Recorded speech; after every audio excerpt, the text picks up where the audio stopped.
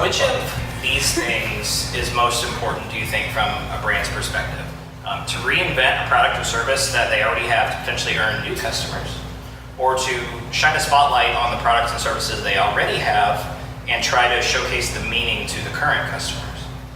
So I think, and I'm thinking of a couple of shoe companies that do this really well. I'm thinking of Converse and Vans, because they know who their core customer, I guess, is, the people who like the classics. For sure. I wore Chuck Taylors all over Europe when I was a student, and I wear Vans today because I like their brand, really.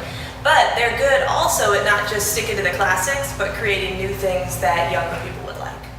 It brings the fashion history back, for sure, but just a little different. Yeah, they're always playing or riffing on their original. You know, they're improvising on what they've done before to come up with something new.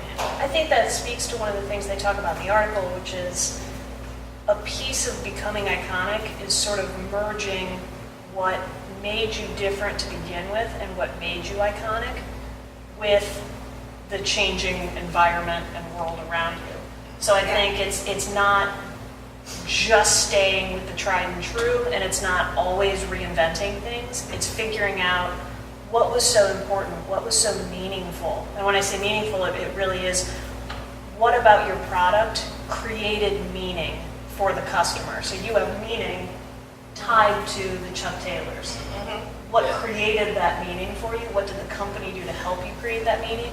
And how does that carry through into new products that they create? Because I think if you can find that thing, which is sometimes difficult to do, and I think a lot of companies don't know what that thing is when they first start, or decades into the company existing even. But if you can find the thing that your customers attach themselves to with that meaning, and then invent around that, always making sure that you don't lose that meaning, kind of the core purpose. Sinek calls it the why. This guy in the article calls it what makes you iconic. But it's all the same thing. It's right. What is the purpose? What is that meaning? What is the why at the very heart of your company? That everything from your products to your services to your people to how you communicate to how you advertise, it all revolves around that one thing. I think one company that's doing a good job just in their advertising is Coca-Cola, one of those iconic ones, and they have the share a Coke with somebody kind of campaign. But they're still sticking to that idea that enjoying a Coca-Cola is a positive experience. It's a warm experience. It makes you happy. With friends and family and yeah, memories. I mean, it's all the same kind of warm, cuddly feeling that you get even when you think about the Coca-Cola polar bears every Christmas. Right. Oh, yeah. So they're doing the right things around a central theme. They take the I'd like to teach the world to sing into everything they do.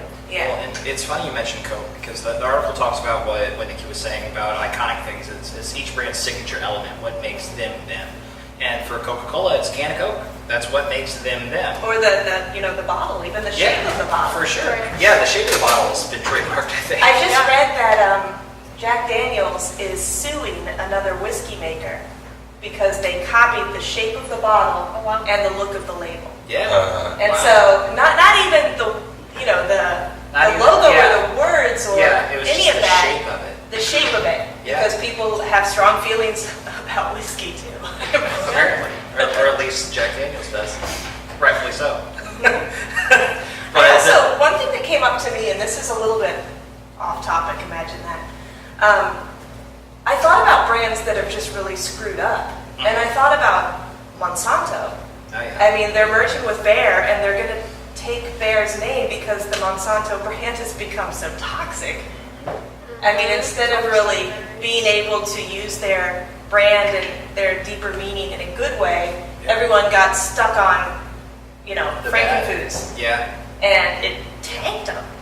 Well, and in that same breath, the article cites Coca-Cola again, and Pepsi did this too. That there's points in both of their histories where they both tried to introduce a new version of their I remember their New cola. Coke.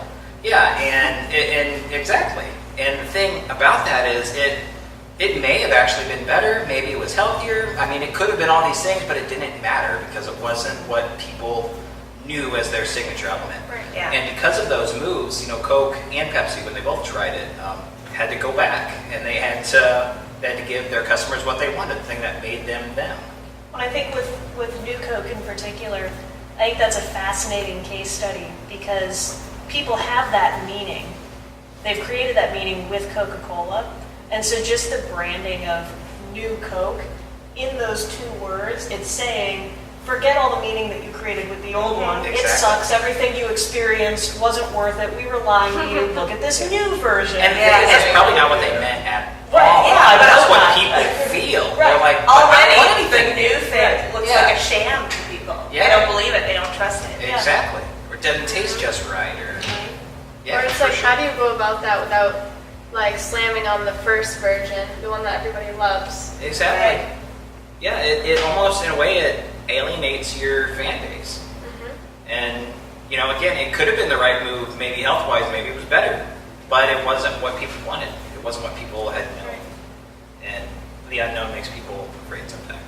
Especially with brands, whenever they're serving them something and it changes. Now, it's okay to evolve your products, but to completely change your flagship product is a big deal. I think it signifies that you didn't have a great product to begin with and your meaning wasn't compelling.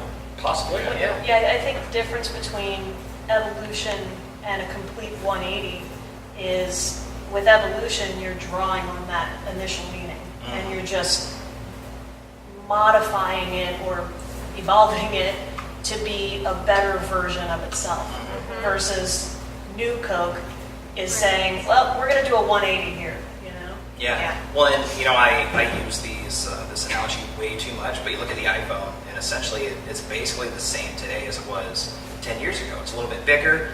The software looks a little more modern, but it still like moves the same. So they evolved it, but they didn't reinvent it completely. Otherwise, people wouldn't know what to do. Instead, you know, with every new, new iPhone, you're going to get even more fun new features. Yeah, I feel like. but you're So still going it's to get the still a same positive experience that you liked experience. before with some new stuff on top of it Right. that doesn't take away. And honestly, whenever they got rid of the home button on the iPhone X, I was afraid of this happening. But people have adjusted. Well, I think that kind of goes to a larger idea that meaning that a good product or a good brand creates, when meaning is attached to it by the customers and by that following, it means that that product or service or brand has now become embedded in that person's life. Yeah. So if Yeah. you drink Diet Coke, that is a part of your life. If you go to Starbucks, part of your life. If you wear Chuck Taylors, that is a part of your life and who you are. And you can't just flip the switch on people and say, guess what, now it's different. Yeah. That has to be sort of slow moving. You have to evolve that in the right way because humans don't love change. Yeah. Even if New Coke is better than original Coke, Exactly. I don't like change because I've already made this a part of my life or attached a meaning to it that that helps me think through the day. For sure. I feel like this is like the same with social media, like Facebook, why they're so successful. I mean, they've really been doing the same thing, but just adding more features, just like the iPhone. For sure. Although they've made some missteps too. I think Right. their commercials are interesting because they show what they meant to be back then and trying Yes. to get back to that. Yeah. I think it's convincing.